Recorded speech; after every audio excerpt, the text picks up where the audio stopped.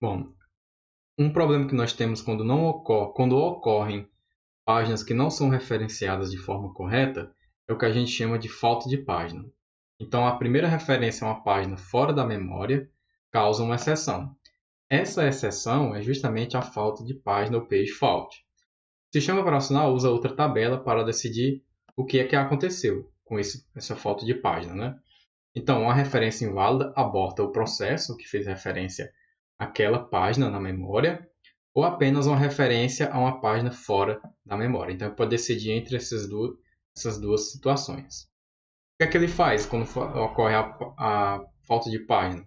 Obtém um quadro livre, carrega a página no quadro, naquele quadro que está agora alocado para ele, reconfigura as tabelas com os endereçamentos de endereços virtuais, endereços lógicos e endereços físicos de memória, seta o bit agora de validade para V, ou seja, está em estado válido, e reexecuta a instrução que gerou a falta de página, agora evitando e fazendo referência a uma página que está dentro dos quadros da memória.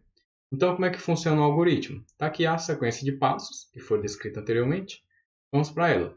Então, carrega na memória, aqui o primeiro ponto, faz a referência, né? Com isso, ocorreu a exceção, né? Fez a exceção, o bit está inválido. Com isso, a exceção vai ser direcionada para o sistema operacional. O sistema operacional vai pegar e buscar um quadro livre, que vai ser alocado agora para a nossa memória física. Esse quadro agora está alocado para ela e reposiciona a tabela de páginas. Vai reposicionar a tabela de páginas, colocando aquele bit de validação que estava em estado inválido. Agora ele vai colocar o V lá que está em estado válido e reexecuta ou reinicia a instrução. Feito isso, ele vai carregar na memória a nossa página que estava em falta e agora vai ser executada. Então é nessa sequência de passos que funciona aí o algoritmo de falta de página para quando ocorrem esses problemas. O sistema operacional vai dar conta destas situações. Então, o desempenho da paginação por demanda, como funciona, né? Ela pode afetar significativamente o desempenho de sistema de computação. Dependendo da forma que ela for utilizada, pode afetar positivamente ou pode afetar negativamente. É necessário calcular o tempo de acesso efetivo, então para saber se é bom ou se é ruim. O tempo de acesso à memória varia de 10 a 200 nanosegundos, então é bastante rápido, claro, dependendo da quantidade de vezes que isso é executado. Se não tiver erro de página, o tempo de acesso efetivo, ou TAI, né, tempo de acesso efetivo, será igual ao tempo de acesso à memória, que é o TAM, tempo de acesso à memória, tá? Então, se não tiver o erro de página, que é justamente essa situação aqui de falta de página, os tempos vão ser iguais, tanto o tempo de acesso efetivo quanto o tempo de acesso à memória. Então, a taxa de falta de páginas ela tem que sempre girar entre torno menor ou igual a 0 ou menor ou igual a 1. Então, tem que estar 0.1, 0.2, sempre esses valores aí. Então, a probabilidade de ocorrência de um erro tem que ficar entre 0 e 1. Se o P for 0, não há falta de páginas, né? Se o valor de falta de páginas for 0. Se o P for igual a 1, toda referência causa uma falta. Então, toda página que foi referenciada está faltando na memória. Então, é o pior caso da situação. Aí, como é que eu calculo o tempo de acesso efetivo? Vai ser igual a 1 menos o valor de P, que pode ser 0, 1, 0.1, 0. alguma coisa, vezes o tempo de acesso à memória, mais o tempo de erro de página, que esse T é T mais P vezes T é P, aqui vai ser o tempo de erro de página, que é o quê? Ele é o tempo para tratar a falta de página, mais o tempo de swap out, o tempo de carga da página e o tempo de reiniciar a execução. Então, todo esse passo a passo aqui, ó, de vir aqui para essa seção, página de memória, recarregar, quadro livre, trazer para a memória e reiniciar a execução, é esse tempo de erro de página, esse tempo para fazer esse retorno da página à memória. Um exemplo, tempo de acesso à memória utilizando 200 nanosegundos. Então, o tempo médio para tratamento de uma falta de página é 8 milissegundos, então 8.000 nanosegundos. Então, o tempo de acesso vai ser 1 menos o P vezes 200, que é o de nanosegundo, mais 8 milissegundos, né? Vai ter aqui 200 mais P mais 8 milhões, aliás, eu falei 8 mil, né? 8 milhões. Só fazer aqui a conversão de 8 milissegundos para tudo na mesma grandeza, né? 200 nanosegundos, vai ficar aqui 8 milhões de nanosegundos. Então, fazer o cálculo, 200 mais P vezes 7.999.999.800 milissegundos. Então, se um acesso a cada 1000 causa uma falta de página, o que é que acontece?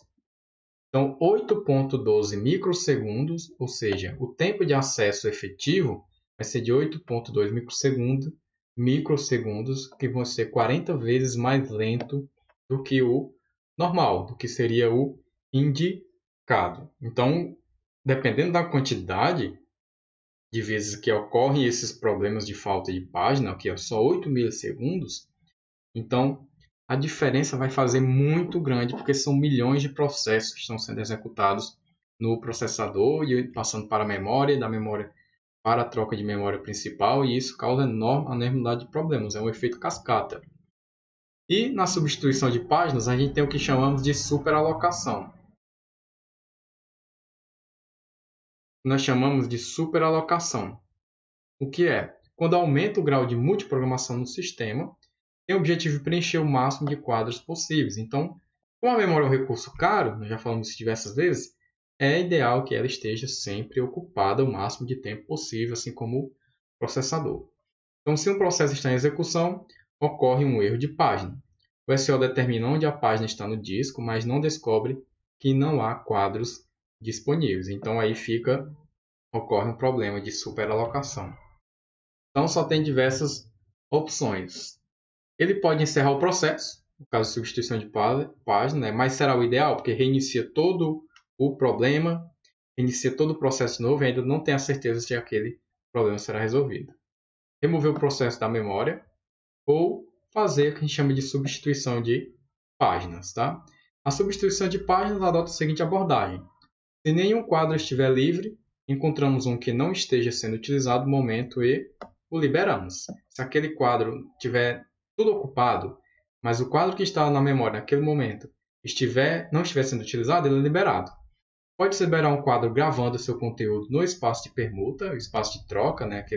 aquele espaço de swapping, e modificando a tabela de páginas para mostrar que aquela página não está mais na memória por enquanto. Pode-se então utilizar o quadro liberado para colher a página pela qual o processo falhou. Então, faz essas escolhas aqui, utilizando a substituição de página. O algoritmo que altera o serviço de erros da página pode incluir a substituição. Localiza a página desejada no disco, localiza um quadro livre. Se é um quadro livre, utilize-o. Se não há um quadro livre, utilizar um algoritmo de substituição para escolher o que a gente chama de quadro vítima, fazer a escolha dele. Grave o quadro vítima no disco, atualize as tabelas de páginas e quadros. Carregue a página desejada no quadro, recentemente, livre, né? Aquela página que você estava fazendo a busca para incluir na substituição. Atualizar as tabelas de páginas e de quadros. Então, vai atualizar todos os atributos que estão intercalados àquela página que foi substituída, colocada em um quadro. E execute a instrução que causou a falta. Nós vamos ter essa representação aqui. Ó. Nós vamos ter os quadros representados aqui nessa tabela de páginas. O bit de válido ou inválido, né? Se está inválido ou se está em estado válido. A primeira coisa vai ser feita, remover a página vítima. Vou trazer aqui para a área de swapping. Depois, eu vou fazer aqui, mudar o estado do meu quadro para inválido.